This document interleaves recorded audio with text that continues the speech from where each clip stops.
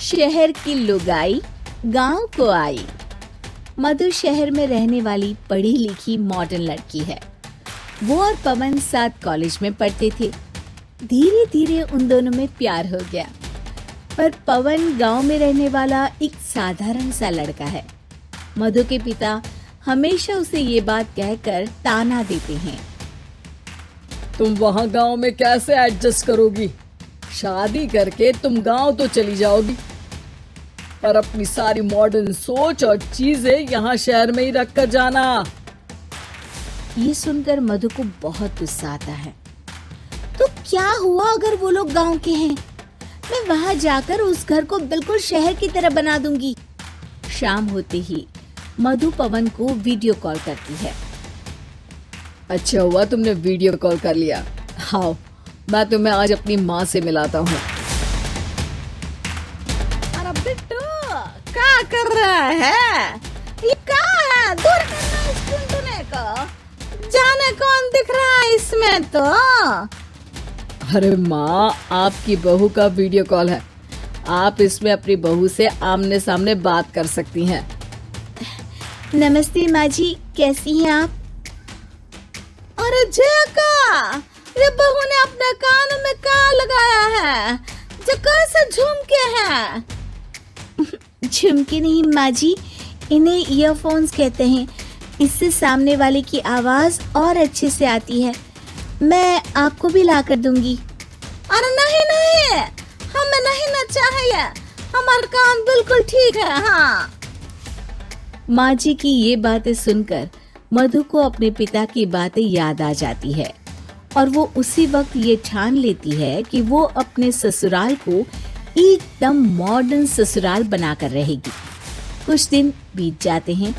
पवन और मधु की शादी हो चुकी है। आज मधु का अपने ससुराल में पहला दिन है। माँ जी, मैं आपके लिए एक तोहफा लाई हूँ। अरे इतना बड़ा तोहफा! अरे क्या लाई है रे इस बड़े से बक्से में? मधु बॉक्स खोलती है। ये क्या है? ये वैक्यूम क्लीनर है। मैंने आपको झाड़ू लगाते हुए देखा तो सोचा अब आपका काम आसान हो जाएगा। अरे वाह बहू वाह! तूने मुझे झाड़ू लगाते हुए देखा तो तू मेरे हाथ से झाड़ू लेकर खुद भी तो लगा सकती थी ना। पर नहीं, तूने तुझे मशीन लाकर मेरे हाथ में दे दी कि यह काम हमेशा मैं ही करूं। ये आजकल की शहरी छोरियां बिल्कुल नहीं बदलेगी। मधु को मन ही मन गुस्सा आता है, पर फिर भी अपना गुस्सा भूलकर मधु माँ जी को वैक्यूम क्लीनर इस्तेमाल करना सिखाती है। अगले दिन मधु सुबह उठती है तो ये आंगन में से कैसी आवाजें आ रही हैं? मधु दौड़ती दौड़ती आंगन में जाती है और देखते ही चौंक जाती है। अरे माँ जी, ये आप क्या कर रही हैं? और वो कहा है ना, सुबह मैं जब कुआं से पानी निकाल रही थी तो मेरे कान की बाली उसमें गिर गई थी।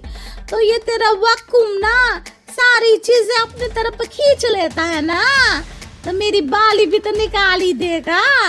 उसी की कोशिश कर रही हूँ, पर न जाने क्यों अब ये चालू ही नहीं हो रही तेरी मशीन। अब वो चालू होगी भी नहीं। पर अब कुएं में से पानी निकाल क्यों रही थी? अरे कमाल करती हो ना बहू। पीने के लिए पानी क्या तेरे मायके से लाऊं मैं? अरे कुएं से ही तो निकालना पड़ता है। हाँ, पीने के लिए पानी, और वो भी कुएं से। मधु दिमाग लगाती है और थोड़ी ही देर में घर में वाटर प्यूरिफायर लगवा देती है। ये देखिए माँ जी, इसमें बस एक बार पानी भर देंगे तो नल में पानी साफ होकर बाहर आएगा। अरे वाह रे बहू, ये तो बहुत ही बढ़िया चीज है। रात हो जाती है। मधु जैसे ही प्यूरिफायर का नल चालू करती है तो वो अचानक से फट जाता है और सब जगह पानी पानी हो जाता है। अरे ये क्या हुआ?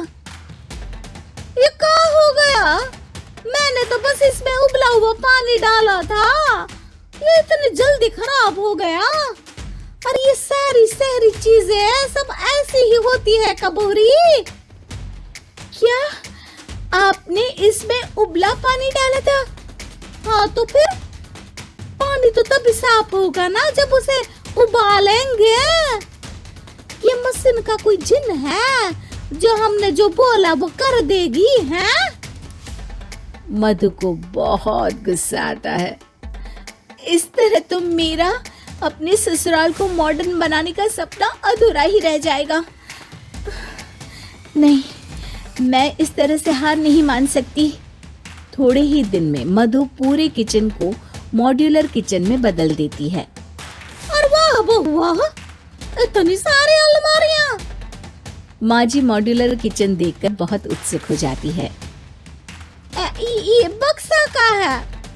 बहू ने शायद गलती से इसे यहाँ रसोई में रख दिया है, पर है तो ये बहुत ही बढ़िया।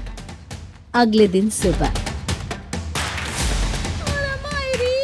क्या हो गया?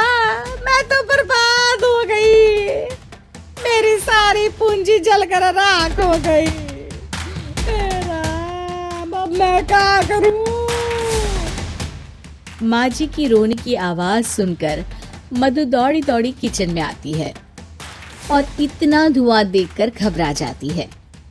ये सब कैसे हुआ माँ जी? ये आग कैसे लगी? ये सब तेरा इस मॉड्यूलर किचन की वजह से हुआ है, और ऊपर से तूने तिजोरी जो रसोई में रख दी थी, मैंने जैसे ही अपने गहने और पैसे इसमें रखे और बाहर से इस ताले को घुमाया, ये तो 5 मिनट में ही आग बबूला होकर फट गया। अरे माँ जी, ये तिजोरी नहीं है, ये तो माइक्रोवेव है। इसमें गहने नहीं रखते, खाना गर्म करने के लिए होता है ये। और ये जो आपने घुमाया ना, ये ताला नहीं है, आपने इसके टेम्परेचर को फुल कर दिया, इसलिए ये फट गया। माँ जी और जोर जोर से रोने लगती है।